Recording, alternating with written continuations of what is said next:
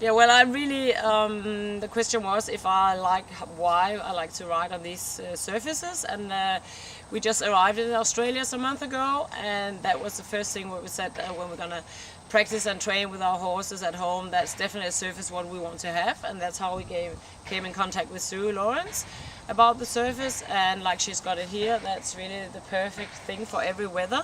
There will never be trouble with all this.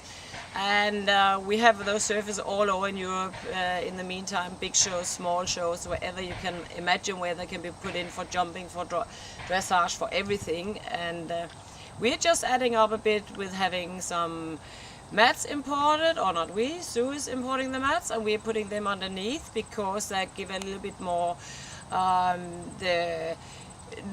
less risk actually to say that the surface would be bad after that. Those mats keep giving a basic thing around the whole arena. We got 60 by 20, and so it really holds the water a bit and make sure we can ride on it the whole year.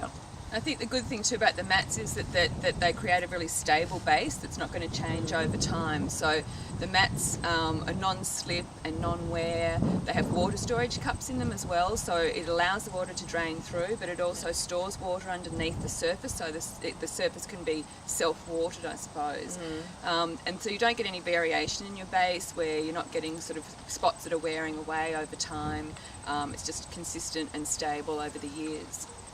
Yeah, and you can actually, I think, even if you've got a good ground soil footing, you can actually put the mats directly on the surface. You don't even always need to have rocks underneath or anything, and then put your sand and your geotextile on that. So it sort of eliminates the need for a lot of major earthworks underneath as well, so it can be a cost-effective option as well. And then the surface, as Lorna said, goes on top of the mats. I think the surface gives, again, a nice stability to the riding where the horses can work on top of it more than working through it. Absolutely, and I think you get what we do when we ride sport, especially what we want is the best results, the best outcome of our riding, working with the horses. And I think the most important thing is that you at home have a really, really good surface.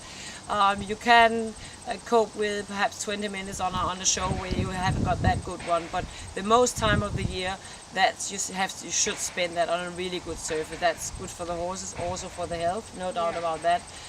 So you can be sure nothing happens to them the more you have to work them. Yeah. And another advantage of this kind of surface is the maintenance, which is quite low maintenance compared to some surfaces because it doesn't really shift out of place. You're not having to drag it in from the sides and level it all the time.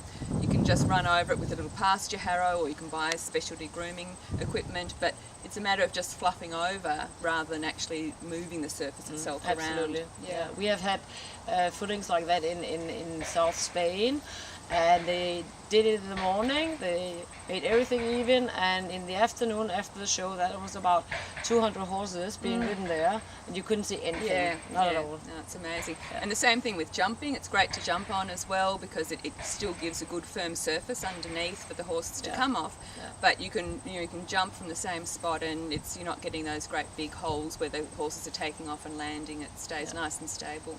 Absolutely. Yeah.